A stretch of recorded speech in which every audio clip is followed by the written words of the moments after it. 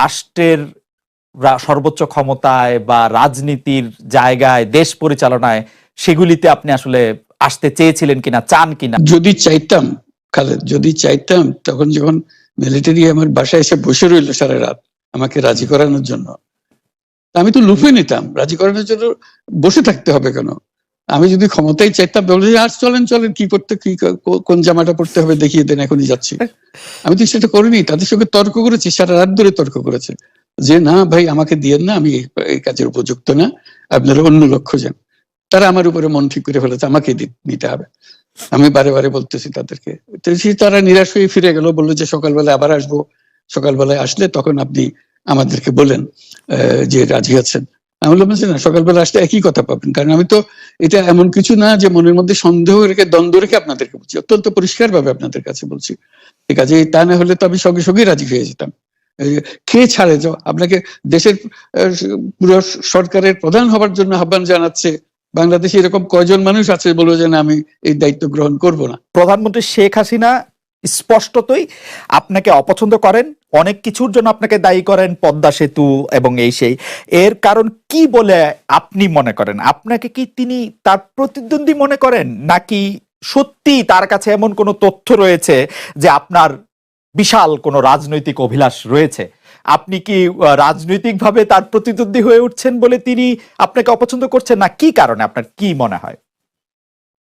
আমার মনে হয় উনি মনে করেন যে আমি দেশের সর্বোচ্চ ডাকু, সন্ত্রাসী, কিংবা আমি অপরাধী, আমি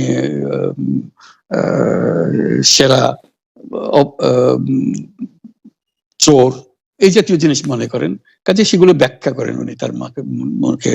উনি বলেন যে আমি সুদখোর, আমি ঘুষখোর, আমি সব এমন সব কটু শব্দ ব্যবহার করেন যাতে মনে হয় যে আমার সম্বন্ধে তার ধারণা খুবই খারাপ। কিন্তু এইটা তো এরকম ছিল না।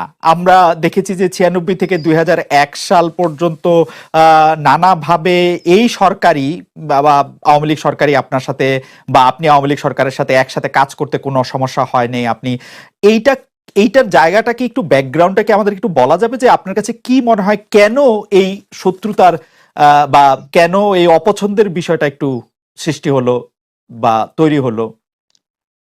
যেই হোক, এটা আমার তরফ থেকে হয়নি। আমি তাকে যথাযথ শ্রদ্ধা করে নিয়ে গেছিলাম আমাদের মাইক্রো ক্রেডিট সামিটে ওয়াশিংটন ডিসিতে। আমাদের প্রধান অতিথি করে নিয়ে গেছি, সবাই সম্মান করেছে।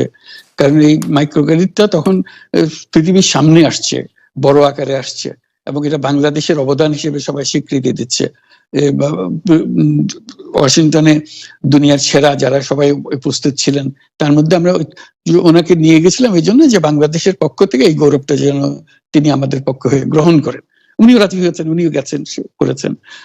কাজে এটা স্বাভাবিকভাবে এই সম্পর্ক থেকে যাওয়ার কথা ছিল, কিন্তু কি কারণে এটা ঘাটতি হতে আরম্ভ করলে বুঝতে পারলাম না। কিছুদিন পর থেকেই ওনার আচরণ এবং তার শব্দ পরিবর্তন হতে আরম্ভ করলো। এমন পরিবর্তন হলো, এখন আমাকে চোট বদমাইশ ছাড়া আর কোনো বিষয়ে উনি মনে করেন বলে মনে হয় না আমার কাছে। আসলে এটা নিয়ে কথা বলাটা একটু বিব্রতকরই, কিন্তু কেউ কেউ এটা বলে থাকেন যে বিশেষ করে যে 2007 সালে যে 111 সরকার আমরা যাকে বলি, তাদের যে বিরাজনীতিকরণের একটি চেষ্টা, সেই চেষ্টার মধ্যে আপনার অংশগ্রহণ আছে কিনা। যদিও বারবার বলা হয় যে আপনি আসলে সেই ক্ষমতাটা দখল করতে চেয়েছিলেন, অথচ আমরা উল্টা শুনেছি, আপনার মুখেও শুনেছি, যারা ওই সময় কুশলভ ছিলেন তাদের মুখেও শুনেছি যে আপনাকে আসলে অফার করা হলো, আপনি সেটি ফিরিয়ে দিয়েছিলেন। কিন্তু কেউ কেউ আবার বলে থাকেন আপনি একটা লম্বা সময়ের জন্য চেয়েছিলেন। এইটি কি একটা কোনো কারণ হতে পারে? এই ব্যাপারটিকে আমাদের দর্শকদের জন্য মানে বা ইয়েদের জন্য একটু আপনি পরিষ্কার করবেন যে আপনি আসলে রাষ্ট্রের সর্বোচ্চ ক্ষমতায় বা রাজনীতির জায়গায়, দেশ পরিচালনায়, সেগুলিতে আপনি আসলে আসতে চেয়েছিলেন কিনা, চান কিনা, বা ওই জায়গা থেকে। যদি চাইতাম খালেদ, যদি চাইতাম, তখন যখন মিলিটারি আমার বাসায় এসে বসে রইলো সারা রাত আমাকে রাজি করানোর জন্য, আমি তো লুফে নিতাম। রাজি করানোর জন্য বসে থাকতে হবে কেন? আমি যদি ক্ষমতায় চাইতাম বলে আর চলেন চলেন, কি করতে, কি কোন জামাটা পড়তে হবে দেখিয়ে দেন, এখনই যাচ্ছি। আমি তো সেটা করিনি। তাদের সঙ্গে তর্ক করেছি, সারা রাত ধরে তর্ক করেছে যে না ভাই, আমাকে দিয়েন না, আমি এই কাজের উপযুক্ত না, আপনারা অন্য লোক খোঁজেন। তারা আমার উপরে মন ঠিক করে ফেলেছে আমাকে নিতে হবে। আমি বারে বারে বলতেছি তাদেরকে। তো তারা নিরাশ হয়ে ফিরে গেল, বললো যে সকালবেলা আবার আসবো, সকালবেলায় আসলে তখন আপনি আমাদেরকে বলেন যে রাজি আছেন। আমি বললাম যে না, সকালবেলা আসলে একই কথা পাবেন, কারণ আমি তো এটা এমন কিছু না যে মনের মধ্যে সন্দেহ রেখে দ্বন্দ্ব রেখে আপনাদেরকে বলছি, অত্যন্ত পরিষ্কার ভাবে আপনাদের কাছে বলছি। ঠিক আছে, তা না হলে তো আমি সঙ্গে সঙ্গে রাজি হয়ে যেতাম। খেয়ে ছাড়ে যাও, আপনাকে দেশের পুরো সরকারের প্রধান হবার জন্য আহ্বান জানাচ্ছে, বাংলাদেশে এরকম কয়জন মানুষ আছে বলবো যে না আমি এই দায়িত্ব গ্রহণ করব না। আমি তো করলাম সেটা, এখন আমার নামে বলা হচ্ছে 10 বছর চেয়ে। আমি বছর নিয়ে প্রশ্নই ওঠে না। প্রশ্ন হচ্ছে আগামীকাল সকালবেলা আপনি শপথ গ্রহণ করবেন, এই কথা। আমি বলছি না, করবো না। তারপরে এরপরে তো কয় বছর কয় কাণ্ড। আমি 10 বছর দিয়ে কি করবোটা কি? আমি 10 বছর দিয়ে, আমি তো বলছি আমি এই কাজের জন্য নই। দেশে আমার দেশ পরিচালনা করা আমার দায়িত্ব না, আমার কাজ না। আমি জানি না এটা কিভাবে করতে হয়, আমি যেটা জানি সেটা করি। Make sense. আপনার মেয়ে মনিকা ইউনুস সম্প্রতি একটি সাক্ষাৎকার দিয়েছেন সিএনএন এ। সেখানে আমি তাকে একটু যদি অনুবাদ করি তাহলে সেরকম পড়তে পারবো, যে আমি তাকে উদ্ধৃত করছি যে কোনো এক সময় প্রধানমন্ত্রী শেখ হাসিনা ও ডক্টর ইউনুস একসঙ্গে কাজ করেছেন। আমি আশা করি সেই সময়টা আবার ফিরে আসুক, শুধু গ্রামীণ কিংবা সংশ্লিষ্ট সব প্রতিষ্ঠানগুলোর ভালোর জন্যই নয়, যদি তারা আবারও একসঙ্গে কাজ করেন তাহলে সেটা চমৎকার হবে। এই মনিকা ইউনুসের এই আশা কি আপনারও মানে একই রকম আশা কিনা, যে প্রধানমন্ত্রী শেখ হাসিনা এবং ডক্টর ইউনুস একসঙ্গে কাজ করলে আরো কিছু চমৎকার কাজ হবে, বা এটা আপনি আশা করছেন এরকম কি? এটা কি এখন আমার জন্য করা যাচ্ছে না যে আমি নারাজ, যে করতে চাই না? তুমি ভাবখানা এমন করছো যেন আমি আপত্তি করছি, আমি কাজ করতে চাই না। আমাকে যে বললাম চোর বদমাইশ করে রেখেছে, সেখানে কাজ করার তো কথাই উঠছে না। আমার নাম উঠলেই ওনার রাগ উঠে যায়। আমাকে সুদখোর না বললে ওনার মন তৃপ্ত হয় না। আমাকে চুবিয়ে না ডুবালে, পদ্মা নদীতে আমাকে চুবিয়ে না ডুবালে ওনার মনে শান্তি আসে না। ঠিক আছে, আমি কি করে বলবো? ওনাকে বলতে তো হবে, ওনাকে যদি কিছু বলতে হয়।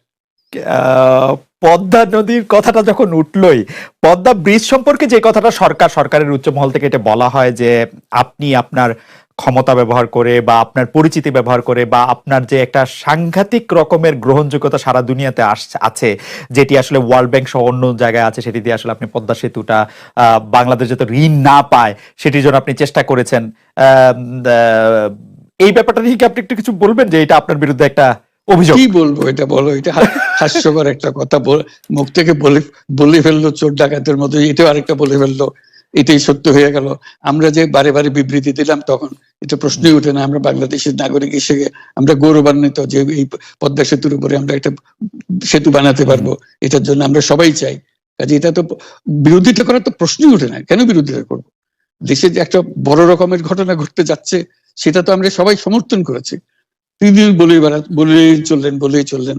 এখন একজনে বলতে থাকলে তো আমার করার কিছু তো নাই। উনি এত শক্তিধর যে এখানে আমার কথা তো কিছুই থাকে না। ওনার সব সরকারের যাবতীয় প্রচার যন্ত্র ওনার হাতে। আমার তো আমার গলার যত তীক্ষ্ণ। আপনি তো কথা বলেন না, বললে তো নিশ্চয়ই আপনার সাথে